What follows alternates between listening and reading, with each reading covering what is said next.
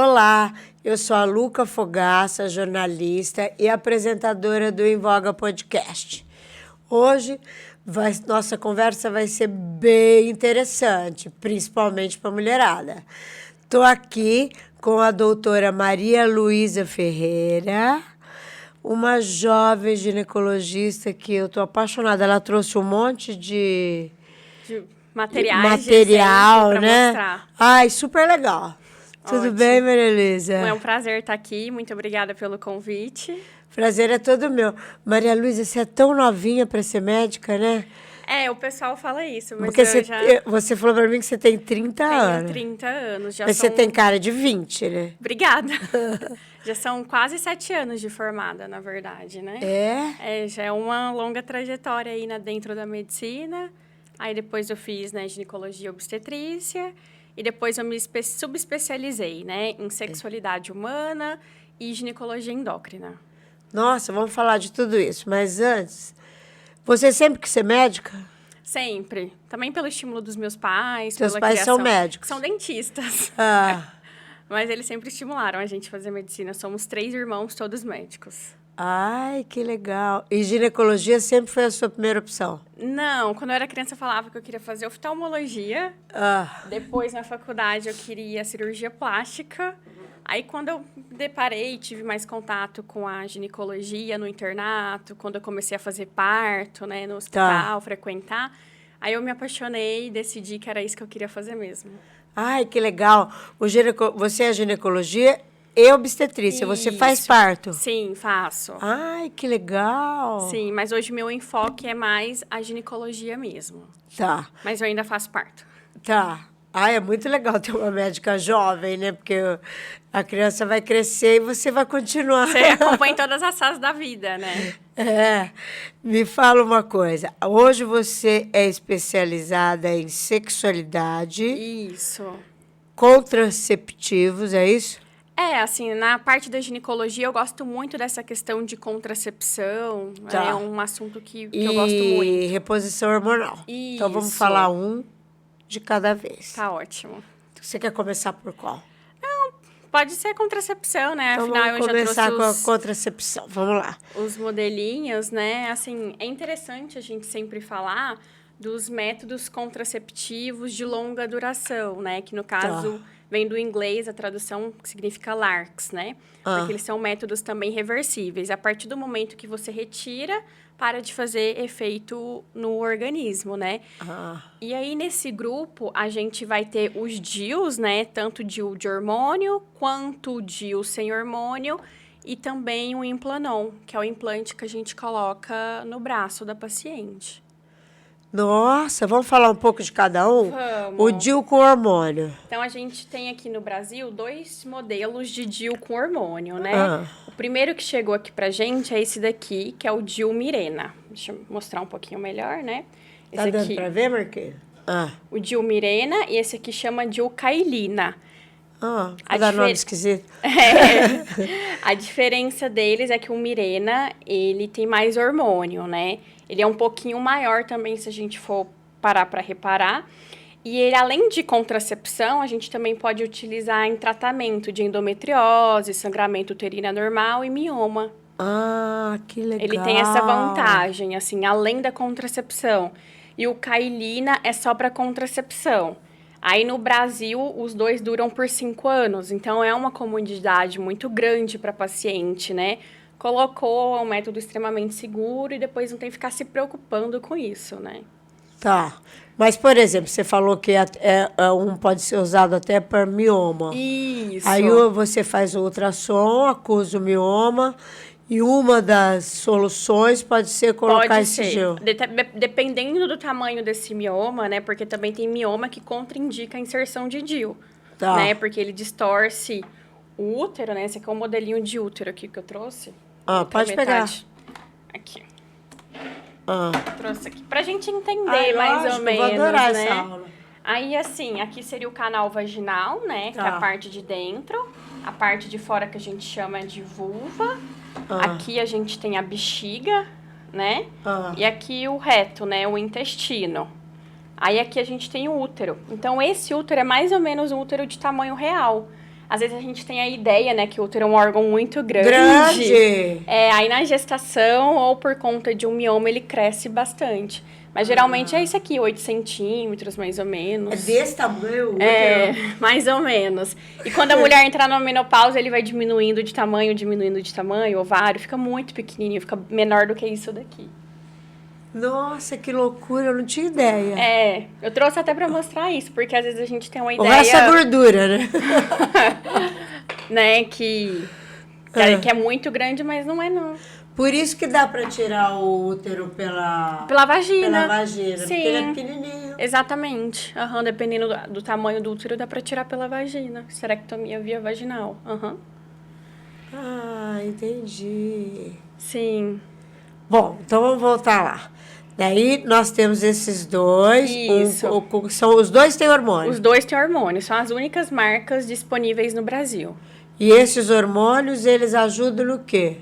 Eles são... É um derivado de progesterona, que aí eles vão ter efeito dentro do útero, né? De deixar essa camada interna aqui, que a gente chama de endométrio mais fino. Ele também vai espessar a secreção vaginal. Essa secreção vaginal fica mais grossa, que dificulta a ação dos espermatozoides. Ah, entendi. E ele também vai deixar a tuba uterina, que conduz o óvulo do ovário para dentro do útero, mais lenta, ela fica mais preguiçosa. Tá, daí é muito mais difícil. Aí esses são os mecanismos de ação do DIU. E qual que é a probabilidade de você estar com um DIU desse de engravidar? Muito baixa, menos de 1%. Tanto que é tão baixa que vira notícia, né? Fulano engravidou com DIU. Por quê? É algo tão raro, que aí quando engravida vira notícia. Tá, daí é Deus mesmo. Era pra ser. Acontece, mas é muito, muito raro. Muito raro. Tá bom. Agora vamos ver os outros DIUs. O outro que eu trouxe aqui, esse aqui é o DIU de cobre. Vamos tirar isso daqui? Tá. O DIU de cobre, ele tá disponível na rede pública no SUS. É um DIU sem hormônio, ele tem uma duração de 10 anos. Nossa, que espetáculo! Isso, exatamente. Se a paciente quiser, é só procurar um posto de saúde, ela consegue fazer a inserção toda gratuita pelo SUS. É mesmo? Mas ela tem que ter um número X de fio? Não. Tem vontade, não tem contraindicação, pode colocar. A única desvantagem desse modelo de DIU é que ele pode aumentar cólica e sangramento. Tá. Então, assim, paciente que tem endometriose ou sente muita cólica, muita dor, ele não vai ser uma opção, porque pode ter piora desses sintomas. Ela pode sangrar por muitos dias, o que não é algo que a gente deseja, né? Tá. Mas paciente que tem pouca cólica é uma excelente opção. Não tem hormônio, então ele não vai interferir em nada. Ela vai continuar ovulando, tendo ciclo menstrual, não vai interferir em nada. No outro não tem ciclo menstrual com hormônio? Então, apesar de ter hormônio, o DIU dificilmente ele leva a inibição da ovulação. Então, a maioria das pacientes que tem DIU continua ovulando e tendo o ciclo. Pode ser que ela não sangre, mas mesmo assim ela continua ovulando. A maioria das pacientes continua ovulando com DIU. Tá. Então, nós temos esse aí que está disponível na rede pública, que dura 10 anos, Isso. E o outro? Então, aí, no mundo inteiro... É um modelo de Mirena também. É igual esse daqui. Entendi. É o mesmo. Só trouxe ele diferente, assim, mas é a mesma. No mundo inteiro, o Mirena... Assim, no mundo inteiro não, mas nos Estados Unidos, na Europa, ele já foi liberado para 8 anos como método contraceptivo. Tá. A bula da Anvisa no Brasil ainda não fez essa modificação, mas a gente espera que ocorra até ano que vem, que eles mudem a bula aqui no Brasil de 5 para 8. Por enquanto são 5 anos. Exatamente, 5 anos. E o outro método, assim, é um método que eu gosto bastante. Imagino que ele é minúsculo. Ele é muito fácil, assim, né? O Implanon é o método contraceptivo mais seguro que existe no mundo, entendeu? Ele tá acima de cirurgia, tá acima dos DIUs, tá acima de vasectomia, tá acima de laqueadura. É o método mais seguro que existe.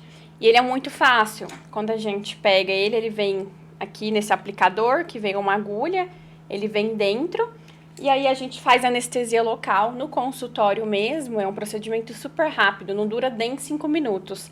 E aí a gente coloca ele no braço da paciente, ele fica ali por 3 anos. Nossa, que beleza! Exatamente. Nossa, e é muito caro, doutora? Ele é mais barato do que o DIU de hormônio. Se você for Nossa, parar se pra a minha pensar. filha souber disso, ela vai querer. A longo prazo, o DIU fica mais barato porque dura 5 anos, né? Esse Esse aqui aí. dura 3 anos. Ah, Se você for botar na ponta do lápis, no primeiro momento, a inserção do DIU é um pouquinho mais cara. Mas a longo prazo ele dura mais, né? aí é menos invasivo, né? É mais É tranquilo. menos Não tem que invasivo. ficar fazendo ultrassom para acompanhar. É. Tem menor chance de deslocamento e tudo isso. É, porque é no braço, né? Isso. Nossa, a medicina tá muito adiantada. Tá evoluído, né? É. Imagina, no meu tempo você tinha que tomar uma pílula horrorosa. Eu nunca pude tomar, passava muito mal. As pílulas ainda existem, mas assim, paciente adolescente que é esquecida, é importante assim, a gente pensar nesses métodos de longa duração e que não dependam da paciente, né? Tá. Adolescente é excelente um método como esse daqui, porque diminui muito a chance de gravidez. Pílula, geralmente, adolescente não se adapta bem, porque depende dela, né? Então, é meio complicada essa Você questão. tem muita cliente adolescente? Tenho. No meu consultório particular, adoro adolescente, porque tem muita coisa que dá pra gente ir abordando, né? Tá. Assim, a questão de prevenção de infecção sexualmente transmissível. Eu ensino anatomia também nas consultas. Ah, elas devem adorar, porque você é Adoram. jovem, né? Sim. Fala mais a linguagem, parece. Sim. Porque, por exemplo, tem muita gente que ainda acha que o buraquinho do xixi é o mesmo onde sai a menstruação, entendeu? Tá. Acham que só que aí a gente tem que entender. Tem a uretra, que é onde vai sair o xixi. O sangue vai sair de dentro da vagina, que é um outro canal, né? Tá. Então, assim, a gente vai ajudando, assim, a desmistificar alguns mitos, né? Ah, legal. Agora vamos falar sobre sexualidade? Vamos. É um assunto, assim, muito complicado, porque todo mundo espera e deseja uma fórmula mágica. E, às vezes, isso acaba causando muita frustração na paciente. Porque todo mundo chega, assim, no consultório, ai, doutora, não tem uma medicação que eu dou e vai voltar com a minha libido? Só que, assim, libido é uma coisa que a gente fala que é multifatorial. E, assim, dificilmente a causa é hormonal. Até pode ser que seja uma mulher que entrou na menopausa por conta da questão hormonal, tem esse impacto. Mas, geralmente, o que a gente percebe é desgaste no relacionamento, um relacionamento tóxico, uma rotina exaustiva, que não permite que as pessoas explorem e abordem melhor sua sexualidade, entendeu? Então, assim, não existe fórmula mágica, né? Para trabalhar a sexualidade envolve muita terapia e é um tratamento a longo prazo. Então, às vezes, assim, muita gente tem dificuldade de entender isso. E como que a ginecologia pode ajudar? A gente tenta entender qual que é a raiz do problema. Às vezes, a paciente tem, por algum motivo, algum trauma que ela contrai a vagina, por exemplo, um vaginismo. A gente auxilia nessa parte e, juntamente com a fisioterapeuta pélvica, a gente consegue trabalhar nisso. Ou a paciente tem algum trauma da infância, que aí virou algum gatilho, e aí a gente tenta trabalhar isso junto com o psicólogo para fazer uma terapia para essa paciente. Tá. Então, precisa entender o que está acontecendo para buscar uma solução. E tomar hormônio, testosterona, por exemplo, não ajudaria? Depende do caso, pode ser que a gente faça uso, inclusive a única liberação de fato para testosterona seriam para essas pacientes com queixa de baixa libido, né, desejo sexual hipoativo. Aí a gente poderia fazer uso dessa medicação de forma temporária, né, a gente até poderia fazer. É o único emprego, de fato, da testosterona, tanto pela Sociedade de Ginecologia, pela Sociedade de Endocrinologia, a gente poderia estar fazendo esse uso, sim, dependendo do caso, desde que excluídas as outras causas, porque não adianta, você pode até dar testosterona, vai dar um up nela ali, temporariamente, mas se não for questão hormonal, não vai resolver o problema. Tá. Entendeu? É meio que isso. Então, por isso que é muito complexo. E mexe muito com a questão da mente humana, né? Então, e você conversa sobre isso com as suas pacientes? Converso. Por isso que são consultas muito longas, às vezes, de algumas horas. É verdade? Sim. Exatamente. Então, tem que ter muita paciência para abordar esse assunto. Mas tem muitas coisas que a gente pode estar fazendo, né? Às vezes tem que convocar o parceiro para estar junto na consulta também, para entender o lado dele, né? Tá. Porque tem a sexualidade da mulher, do homem e do casal. Então, você tem que estar tentando abordar todas. E quando a tua paciente é adolescente, você fala sobre sexualidade com ela? Falo sim. Primeiro eu tento compreender qual que é a dúvida dela, porque às vezes são meninas muito jovens, 10, 11 anos, acabou de menstruar e o enfoque dela não é esse, né? A gente passa por cima um pouco, mas aí dependendo do que ela me traz... 14 anos. Do que ela me traz, aí a gente aborda melhor esse assunto, sim.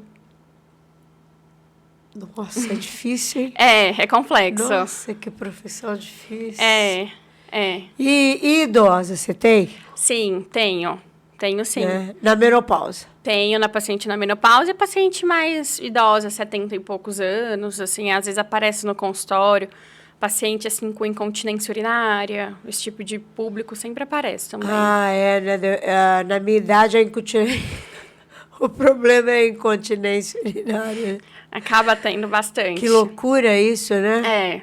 Mulher, raça branca, às vezes tabagista, que teve várias gestações, às vezes é comum ter. Né? Uhum. E daí a ginecologia também ajuda? Ajuda. Dependendo do grau de incontinência, tem vários tipos de tratamento. Tanto com fisioterapia, que é um dos melhores, né? Dependendo do que for essa incontinência. Às vezes tem que fazer cirurgia, às vezes tem que fazer um sling. Que é tirar a redinha. Colocar a redinha, né? Colocar a redinha. Isso. Cada caso vai depender. Às vezes tem paciente que responde muito bem com laser, né? Porque ele ajuda... pode ser o tratamento de laser. Pode ser, sim. Algumas sessões de laser ajuda bastante. Aí Nossa, tem que avaliar. Fazer um laser dentro, praticamente. Dentro da vagina mesmo. Uhum. Ah. Exatamente, é dentro. Dentro que a gente passa. Ou laser ou frax. São opções, assim, que é uma outra radiofrequência que a gente utiliza aí.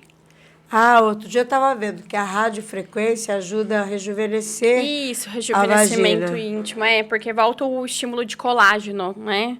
A partir do momento que a gente vai envelhecendo, entrou na menopausa, a vagina fica atrófica, porque a gente tem uma diminuição da produção de estrogênio, diminuição de produção de colágeno. E aí, às vezes, a gente faz esses tratamentos para poder melhorar. Nossa Senhora. Não para de estudar, né, doutora? Não, tem que atualizar e estudar constantemente. E todo dia aparece uma coisa nova. Às vezes o que é uma verdade hoje pode não ser amanhã, né? Então, esse que é a questão. E às vezes, igual você falou, médico jovem, o bom é que a gente tem mais fácil acesso a esse tipo de informação. Porque vocês mexem mais, né? Exatamente. Então, a gente está sempre em constante busca pelo conhecimento e atualização, né? Tá. O terceiro tema era reposição hormonal. Sim. Vamos falar de reposição? Vamos, claro, vamos sim. Que hoje em dia, a mulher entrar na menopausa, hoje em dia diminuiu, né, a idade da menopausa. A média no Brasil continua sendo 51 anos de idade. Tá. Né? Só que existem pacientes que vão entrar bem antes, né? Igual você comentou comigo do seu caso, que foi uma menopausa precoce. Menopausa precoce é quando acontece antes dos 40 anos de idade, né? Tá. E aí... Mas cada paciente é individualizado, né? Então, a gente tem que avaliar cada caso para ver em qual condição pode ou não pode ser feita a reposição hormonal. Até a reposição hormonal depende do histórico do paciente. Depende. Por exemplo, o paciente que teve câncer de mama não pode. É contraindicado fazer reposição hormonal, né? Mas, por exemplo, se a mãe dela teve câncer de mama, não é uma contraindicação. E, às vezes, as pacientes têm muito medo. Minha mãe teve câncer de mama, minha irmã está com câncer de mama. Então, eu não quero fazer. Não é bem assim. Pode fazer. Tá? O que é contraindicação absoluta é o histórico pessoal de câncer de mama. Aí, nessas situações, a gente não pode fazer. E qual que são as opções de reposição hormonal que você tem? A gente tem a via oral, né? E a gente também tem a via transdérmica. A gente sempre prefere a via transdérmica. Que é o creminho. Que é pela pele. Aí, a gente tem creme e gel. né? Tá. Interessante o Mirena, a gente falar dele, porque que acontece? A reposição hormonal, ela é feita através da reposição do estrogênio, né? Só que paciente que tem útero, a gente tem que dar progesterona, né? Aí essa progesterona a gente tem algumas vias para dar, inclusive a intrauterina, que no caso é usando o Mirena. Então, às vezes, pode ter uma paciente na menopausa usando o Mirena para proteger o útero dela. Por que que acontece? A gente fica dando estrogênio sem dar progesterona, o útero ele vai ser hiperestimulado e a camada interna, né, o endométrio, ele vai sofrer uma descamação. Aí a paciente vai ter sangramento no pós-menopausa. Isso aumenta também a chance de câncer de endométrio. Paciente que só usa estrogênio, tem útero e não faz uso da progesterona. Entendeu? Então, às vezes, a gente até pode usar o Mirena nessas situações. Tá, entendi. Porque eu já cheguei paciente, colocou um implante com um médico aqui da região, vamos dizer assim. Ele colocou uma senhora de 65 anos, ele colocou um implante só de estrogênio nela. Ela sangrou tanto, que quase precisou de transfusão sanguínea, entendeu? Porque foi uma reposição feita de forma totalmente inadequada, fora da janela de oportunidade e sem progesterona. Aí se hiperestimulou o endométrio dela e ela teve, assim, hemorragias e hemorragias. Que loucura, menina. Então, tem que ter muito cuidado também com o profissional que a gente está procurando, entendeu? É, porque são muitos exames, né? Assim, tem os exames de sangue que a gente precisa, é interessante questão de colesterol, de glicemia, né, tudo isso, mas principalmente a mamografia, né? É um exame, assim, praticamente imprescindível. Para a gente fazer uso da reposição hormonal com segurança, a gente precisa muito da mamografia. Porque a maior índice de oncológico nas mulheres é a mama. É, sim. Uhum. Então, aí, por isso que tem que ter maior cuidado, né? E, às vezes, você dando um hormônio, você está hiperestimulando aquele nódulo ali e acelerando esse processo aí de ter um câncer, alguma coisa assim. Por isso que tem que acompanhar direitinho. A paciente da reposição hormonal, ela tem que virar, vamos dizer assim, sua amiga. Porque ela tem que frequentar o seu consultório. Não dá para a paciente começar a reposição e simplesmente sumir no mundo. Até porque tem que ficar acompanhando, né? Ah, tem que fazer acompanhamento... Às vezes semestral, trimestral, anual, vai depender de cada caso, né? Mas tem que fazer acompanhamento, não pode sumir. Até porque, às vezes, ela pode fazer uso dessa medicação hoje, mas passa um ano, surgiu um problema que ela não pode usar mais. Então, por isso que a gente tem que acompanhar para fazer sempre com segurança. Ah, entendi. Então, por isso que as tuas pacientes são tuas amigas. Tem que ser, de certo modo. As novinhas, as velhinhas, todas. Tem que ser, de certo modo, sim, assim, sabe? Tem que... Por isso que tem que ser um médico que você se identifique, né? Para não criar nenhum tipo de barreira. Às vezes, muitas, assim, vão com médicos homens. E elas têm vergonha de abordar a questão sexual. Entendeu? Aí isso vai criando uma barreira. Então, é importante um médico que você se identifique, né? É, isso é verdade. Antigamente só tinha... A maioria eram homens. É, né? a medicina era muito masculina. Hoje em dia, as mulheres já passaram isso aí. Tem é verdade. Tem muito mais mulher hoje em dia. E me conta, você não é de Rio Preto? Não. Eu sou de Goiás. Nasci lá, nasci numa cidade chamada Anápolis. Já ouviu falar? Ah, é. É onde fica a base aérea do Brasil, gente. Para quem não conhece, a base aérea do Brasil fica lá, nessa cidade. Então, eu nasci em Anápolis, fiz faculdade de medicina lá. Aí, assim que eu me formei, com 24 anos, eu já me mudei para São Paulo. Aí, foi quando eu comecei a residência de ginecologia e obstetrícia. Tá. Fiquei... Aí, depois que eu acabei a residência, eu fiz essa pós-graduação em sexualidade.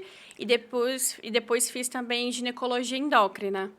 Ah, legal isso. Nós não falamos disso. Na verdade, a ginecologia endócrina meio que aborda isso, essa questão de reposição hormonal, tudo isso, né? É uma das vertentes. Mas daí pode ser feito um pouco antes, não precisa estar na menopausa para fazer a ginecologia endócrina. Ah, não. Ginecologia endócrina é uma subespecialidade dentro da ginecologia. Você fala a questão da reposição hormonal, é isso? A gente consegue começar a reposição hormonal em pacientes na transição menopausal, que estão no climatério. Porque, às vezes, o sintoma da menopausa surge 10 anos antes da paciente de fato entrar na menopausa. Nossa, é verdade? Isso. Então, dependendo do tipo de sintoma, a gente já começa a fazer esse acompanhamento, né? Antes mesmo de entrar na menopausa. E para quem não sabe, a menopausa é quando a paciente fica 1 ano sem menstruar. Ou seja, 12 meses seguidos. Porque a irregularidade pode demorar alguns anos. É muito comum. Às vezes a paciente menstrua hoje, fica 5 meses sem menstruar, menstrua de novo, vem, volta. Aí, quando de fato ela ficar 12 meses consecutivos, é porque ela entrou na menopausa. Então, é um diagnóstico... Não ovula mais. Isso, porque é um diagnóstico que a gente só vai saber depois, né? Às vezes, hoje foi a última menstruação, mas só ano que vem, em abril do ano que vem, que a gente vai ter certeza. Pelo diagnóstico clínico, mas é claro que tem alguns hormônios que dão esse parâmetro pra gente. Mas o diagnóstico da menopausa é o que a gente fala de clínico, não precisa de exame de sangue, é meio que isso. Tá. E você atende aqui em Rio Preto no consultório? Isso. E na rede pública? Atendo em posto de saúde também. Ai, que delícia. Uhum. É um trabalho gratificante, né? Eu trabalho em 3 UBSs aqui. Que beleza, parabéns. Obrigada. Um orgulho. Obrigada. Né? Porque jovem tem que fazer isso mesmo, né? E deve aparecer cada caos lá, pelo amor de Deus. Tem de tudo, né? Muito. Tem de tudo. A gente faz pré-natal também, né? Na rede pública. Tem de todos os públicos, né? Paciente de todas as idades. Chega bastante. Uma população bem diversificada, né? E no consultório é mais os teus pacientes que já vão com queixas específicas. Ou quer fazer tem muita paciente também que quer fazer rotina ginecológica. Tá. Tem também. A rotina ginecológica, a paciente tem que ir de quanto tempo para ginecológica? O ideal, a maioria dos casos é anual, né? De modo geral, seria anual. Tá. Né? Dependendo da faixa etária, dependendo do que for, anual. Tá, uma vez por ano tá bom, né? Todo mundo consegue, né? Consegue, não é difícil, não. Porque daí tem que fazer organizar. Uma vez por ano mamografia. Isso, né? A mamografia acima dos 40 anos é interessante. O Papa Nicolau. Fazer. Aí o Papa Nicolau, a partir dos 25 anos, né, a gente... É anual também, né? Depende. Se a gente tiver 2 exames normais, ou seja, 2 exames negativos por 2 anos seguidos, a gente pode ficar 3 anos sem fazer o Papa Nicolau. Só que às vezes acontece, a paciente faz aí no outro ano não faz, aí tem que coletar no outro ano, entendeu? Entendi. Porque o ideal é se tiver 2, por exemplo, a gente tá em 2024, ela fez 2023, 2024. Daí só 2027. Exatamente. Pelo protocolo do Ministério da Saúde, é assim. Interessante. Um monte de coisa que eu não sabia. Mas aí, às vezes, a paciente quer fazer o exame, aí tudo bem, aí a gente faz, né? Mas a gente orienta tudo, né? Os estudos mostram, né? Sobre que estaria bem seguro fazer dessa forma, a gente orienta. E o Papa Nicolau é um exame importante? Muito, porque o Papa Nicolau a gente consegue ver alterações no colo do útero que são causadas pelo vírus do HPV. Inclusive, assim, para quem não sabe, existem mais de 100 subtipos de vírus de HPV. E esses vírus, eles estão associados, além do câncer de colo de útero, a câncer de vagina, câncer de garganta, boca, ânus, pênis. E além de causar aquelas verrugas que a gente chama de condiloma, né? Então, assim, aí no Papa Nicolau, a gente vê as alterações do colo do útero especificamente, né? E aí, é importante a gente falar da vacina. Mães, vacinem seus filhos. A gente tem essa vacina na rede pública, dos 9 aos 14 anos de idade. É muito importante porque previne o câncer de útero. Muito. Tanto meninas quanto meninos também, tá? Meninos também? Isso. Na verdade, a vacina do HPV, fora da rede pública, ela pode ser realizada até os 45 anos de idade. Né? Tem um benefício. Mesmo que você já teve alguma lesão de HPV, mesmo que você já teve contato, é interessante se vacinar. E hoje, na rede particular, a gente tem a vacina nonavalente, que ela vai proteger contra os 9 principais tipos de vírus, entendeu? Então, a cobertura é muito ampla, muito legal. E aí, é interessante fazer. Assim, é um custo um pouquinho elevado, porque são necessárias 3 doses. E cada dose é mais ou menos R$1.000. Tá. Só que se a gente for parar para pensar que é uma prevenção de um câncer, Nossa, então é muito barato barato. demais. É muito barato, né? Então, de 9 a 45 anos, não vacinou, vacine. Né? Aí na rede pública a gente tem até os 14. Até os 45 anos, na rede pública, a gente tem para a população de risco. Para paciente imunossuprimido, paciente transplantado, paciente que Tá. convive com HIV. Na rede pública dá até os 45 anos de idade, sim. Mas tirou essa população aí só na rede particular. Tá. Nossa, excelente. Ó, já deu o nosso tempinho. Tá ótimo.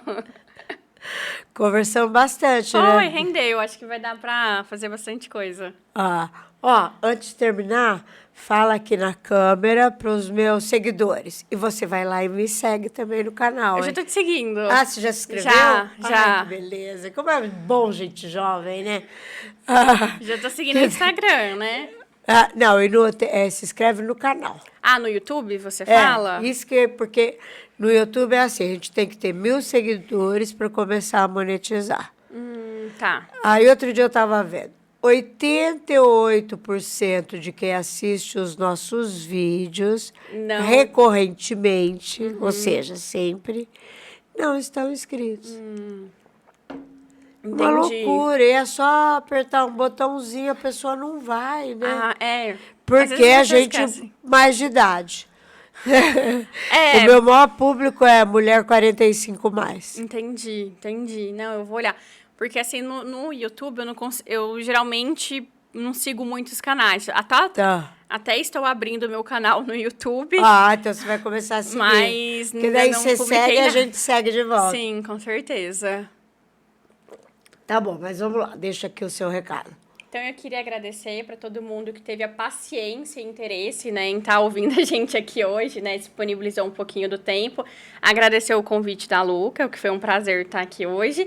Espero que vocês tenham gostado do assunto. Quem tiver dúvida, só me mandar lá no Instagram, né? Eu vou deixar tudo, o Instagram, o Isso. telefone da Quem clínica. quiser marcar consulta, é só agendar lá no WhatsApp, que minha secretária está de prontidão para receber vocês da melhor forma possível. Ai, ótimo. Então, vou só terminar aqui, tá? Gente, eu adorei essa entrevista. Adoro gente jovem. Né? Nenhum preconceito contra os velhos, né? Porque eu sou velha, mas adoro entrevistar gente jovem, Sim. porque, assim, eu descobri hoje milhões de coisas que eu não sabia. Sim, E, né? Sim. Isso é legal, né? sim, com certeza. E se você gostou dessa entrevista, dá um like, se inscreve no canal. Eu mando para 5.000 pessoas no WhatsApp. Então, se você tem aquela amiga que está precisando ouvir alguma dessas coisas, passa para ela essa entrevista. Tá bom? Beijo!